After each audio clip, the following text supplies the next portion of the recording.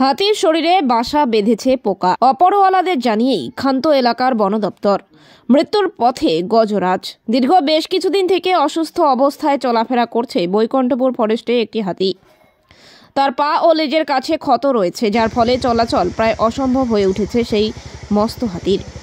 ঘায়ের জায়গাতেই ধরেছে প্রচুর পোকা। সেই পোকার জ্বালা মেটাতে বৈকুণ্ঠপুর সংলগ্ন আপালচান নদীতে জলে শুয়ে নিজের শরীরে জ্বালা যন্ত্রণা মেটাবার চেষ্টা করছে বলে জানিয়েছেন স্থানীয়রা।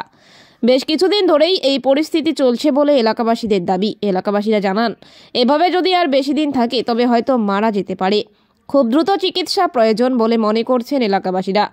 যদিও বৈকুণ্ঠপুর বন দপ্তরের কর্মীরা ইতিমধ্যে নদীর তীরে পৌঁছেছেন, হাতির খাবার দাবারের ব্যবস্থা তারা করছেন, কিন্তু চিকিৎসা এখন কতদূর কি হবে সেটাই এখন দেখার বিষয়। তবে বন দপ্তরের কর্মীরা ঘটনাস্থলে উপস্থিত রয়েছেন। কি অসুবিধা দেখতে পাচ্ছেন?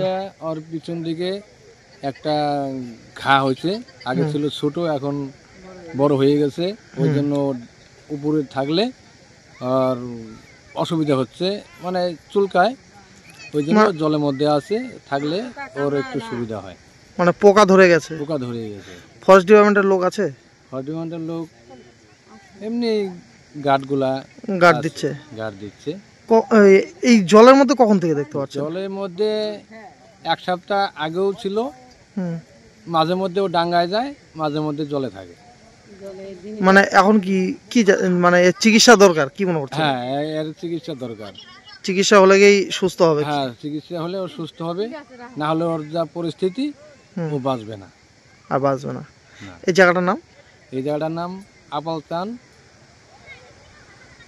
কাঠামবাড়ি সাইডেই আপালচান নদী।